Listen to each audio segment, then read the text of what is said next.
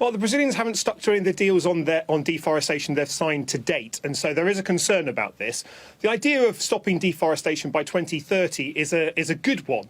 The problem is, for those countries that have been engaged in mass deforestation, especially countries like Brazil, but not just Brazil, that gives them 10 years of a non-legally binding commitment where there's no requirement to pass legislation to put anything different in place in this coming decade. And this coming decade is the really important one. This is the decisive decade where we not only need to keep carbon emissions down to that very low level, that means we can hit 1.5 degrees of global warming, but it also means we need to use this decade to protect nature. And if we lose really valuable biodiversity habitats like the Amazon, for instance, at the current rate of deforestation, large chunks of that will have gone by the time that this commitment kicks in, then we won't have achieved anything. It's a good soundbite, and it's a welcome first step, this agreement, but this agreement has been in the bag for quite some time, and so it's just been programmed to be announced today. It doesn't really change the outcome of the overall COP. It's just yet another announcement that will come around the periphery of COP. It's a welcome one,